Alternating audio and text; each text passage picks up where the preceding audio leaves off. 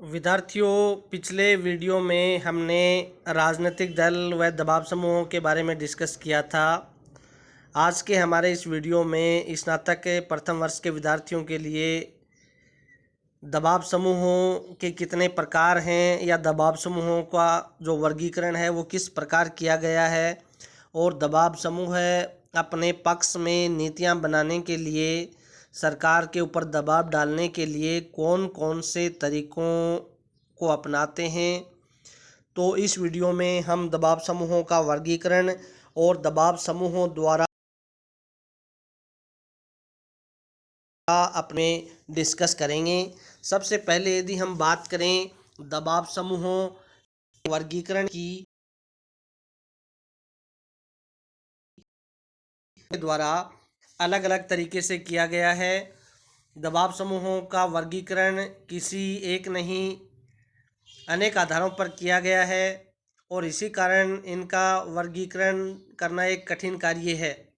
सामान्य रूप से यह वर्गीकरण जो है वो समूहों के लक्ष्य, उनके संगठन, उनकी प्रकृति, उनके अस्तित्व की अवधि, कार्य क्षेत्र, इनके आधार पर किया गया है। लक्ष्यों की दृष्टि से दबाव समूह स्वार्थी और लोकार्थी इन दो श्रेणियों में रखे जा सकते हैं। श्रमिक संघ, व्यापारी वर्ग आदि वर्ग विशेष के हितों की साधना करते हैं, उन्हें स्वार्थी समूह कहा जाता है, क्योंकि श्रमिक संघ और जो व्यापारी संघ हैं वो केवल श्रमिकों और व्यापारियों की बात करते हैं, तो उनको स्वार्थी समूह की संज्ञा हम दे सकते हैं। दूसरी ओर गौ सेवा संघ, भारत सेवक समाज, न्यारी कल्याण संघ, इनको लोकार्थी समूह कहा जाता है, क्योंकि ये निजी स्वार्थों की पूर्ति नहीं करते, जनहित के लिए कार्य करते हैं। संगठन की दृष्टि से समूहों के दो भेद बताए जाते हैं, एक तो औपचारिक, दूसरा अनौपचारिक। औपचारिक समूह हैं वो वे समूह होते हैं जिनके संगठन का कोई विधान और निश्चित कार्य प्रणाली होती है। विधान और निश्चित कार्य प्रणाली से रहित जो समूह होते हैं उनको अनौपचारिक समूह कहा जाता है। अस्तित्व की अवधि की दृष्टि से अल्पकालिक समूह और दीर्घकालिक समूह होते हैं और इसी कार्य करते हैं, उन्हें स्थानीय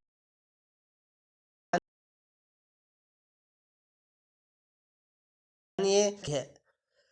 वर्तमान काल में राजनीति विज्ञान के विद्वानों द्वारा भी दबाव समूहों के वर्गीकरण का प्रयत्न किया गया है। इनमें प्रमुखतया दो वर्गीकरण सामने आते हैं। वर्तमान काल में राजनीति विज्ञान के कुछ विद्वानों द्वारा दबाव समूहों के वर्गीकरण करने का प्रयास किया गया है। इनमें प्रमुखतया दो वर्गीकरण सामने आते हैं। पहला जो वर्गीकरण है वो है ब्लांडेल का वर्गीकरण और दूसरा जो वर्गीकरण है वो है आमंड का वर्गीकरण। यदि ब्लांडेल के दबाव समूह के वर्गीकरण की बात करें तो इन्होंने दबाव समूहों का वर्गीकरण उनके निर्माण के प्रेरक तत्वों के आधार पर किया है। उनके अनुसार प्रमुख रूप से दो प्रकार के दबाव समूह होते हैं। पहले जो दबाव समूह हैं उनको उन्होंने नाम दिया है सामुदायिक दबाव समूह है और दूसरे प्रकार के जो दबाव समूह हैं उनको नाम दिया गया है संघात्मक दबाव समूह है। वे समूह जिनकी स्थापना के मूल में व्यक्तियों के सामाजिक संबंध होते हैं सामुदायिक दबाव समूह कहलाते हैं और वे समूह जिनकी स्थापना के पीछे किसी विशिष्ट लक्ष्य की प्राप्ति प्रेरक तत्व होता है वो संघात्मक समूह कहा जाता है। इस प्रकार ब्लांडेल ने दबाव समूह के दो प्रकार बतलाए हैं। एक तो है इसमें सामुदायिक दबाव समूह है और दूसरा है संघात्मक दबाव समूह है। ब्लांडेल ने इनमें से प्रत्येक को पुनः दो रूपों में विभाजित किया है, संस्थात्मक और इसी प्रकार जो संघात्मक समूह है उसके भी दो रूप हैं, संरचनात्मक और उत्थानात्मक। यदि हम दूसरे की बात करें तो आमंड जो है उन्होंने इन समूह को हित समूहों का नाम देते हुए इनकी चारित्रिक विशेषताओं को उनके वर्गीकरण का आधार बनाया है। उन्होंने दबाव समूह के चार प्रकार बतलाए हैं, संस्थात्मक दबाव समूह है, असंघात्मक दबाव समूह है, प्रदर्शनात्मक या अनियमित दबाव समूह है और संघात्मक दबाव समूह है।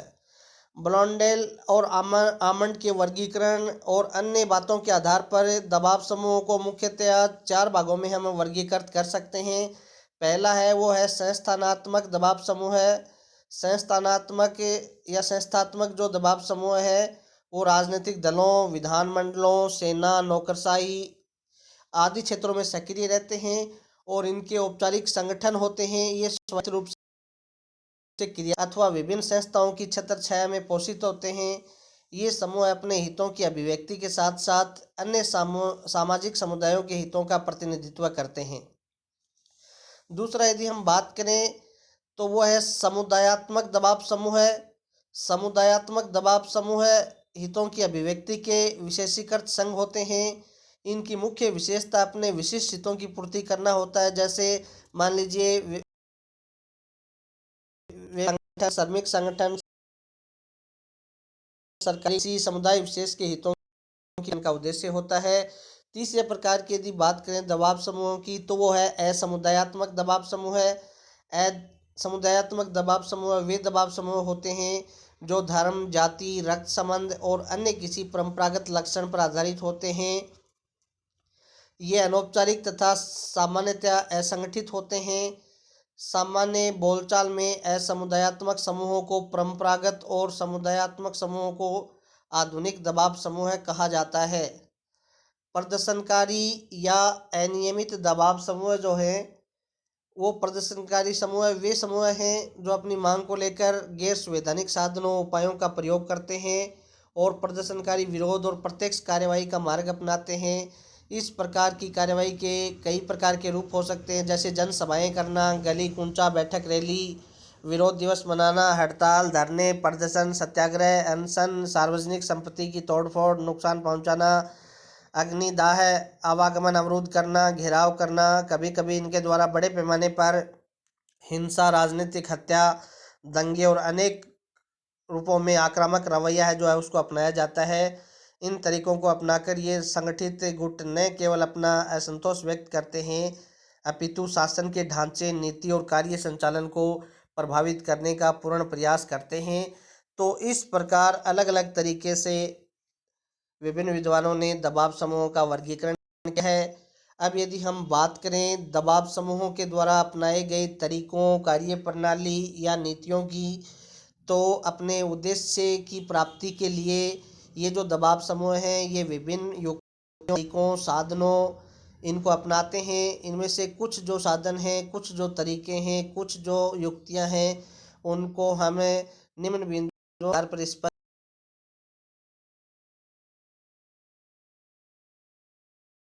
कर सकते, यानी ये लॉबिंग करते हैं।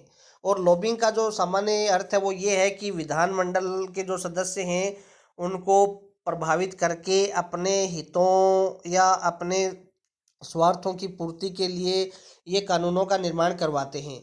लॉबिंग में व्यवस्थापिका के अधिवेशन समय किसी विशेष को विधि में परिणित करवाने या न करवाने में रुचि ली जाती है और इस उद्देश्य से विधायकों से व्यक्तिगत संपर्क वो साधते हैं, स्थापित करते हैं। इसके अतिरिक्त प्रतिनिधिमंडल, शिष्टमंडल, पत्र, तार, टेलीफोन, प्रदर्शन आदि साधनों को ये अपनाते हैं। दबाव समूह विशेष रूप से पश्चिमी देशों में इस साधन का उपयोग करते हैं और संयुक्त राज्य अमेरिका की यदि हम बात करें तो वहाँ इनका इतना महत्व बढ़ गया है कि लॉबी या गोष्ठी कक्ष को कभी कभी विधानमंडल या जो व्यवस्थापिका है उसका तीसरा सदन की संज्ञा प्रदान कर दी जाती है। इस कार्य हेतु अनेक समूहों के बड़े कार्यालय होते हैं और उनमें हजारों अधिकारी और कर्मचारी लगे रहते हैं। ये लॉबिस्ट 3 प्रकार के कार्य करते हैं। सूचनाएं प्रसारित करते हैं, अपने नियोजनकर्ता के हितों की रक्षा करते हैं और विधियों के राजनीतिक प्रभाव को स्पष्ट करते हैं। तो पहला जो तरीका दबाव समूहों के द्वारा अपनाया जाता है वो है लॉबिंग, यानी अपने पक्ष में नीतियां बनवाने के लिए दबाव डालना। दूसरा जो तरीका है वो दबाव समूह के द्वारा जो अपनाया जाता है वो है प्रचार प्रसार के साधन। अपने उद्देश्य की प्राप्ति, जनता में अपने पक्ष में सद्भावना का निर्माण करने, उद्देश्य प्राप्ति में सहायक सिद्ध होने वाले लोगों के दृष्टिकोण को अपने पक्ष में करने के लिए ये विभिन्न दबाव समूह हैं। या जो वर्गीय या आर्थिक हितों के प्रभावशाली जो संगठन है, प्रेस, रेडियो, टेलीविज़न और सार्वजनिक संबंधों के विशेषज्ञों की सेवाओं का उपयोग करते हैं। तो दूसरा जो साधन या जो दूसरा तरीका है वो है प्रचार प्रसार के साधन। तीसरा जो तरीका है दबाव समूह के द्वारा जो अपनाया जाता है वो आंकड़े प्रदर्शित करना, यानी ये जो दबाव समूह हैं ये अपने समक्ष अपने पक्ष को प्रभावी ढंग से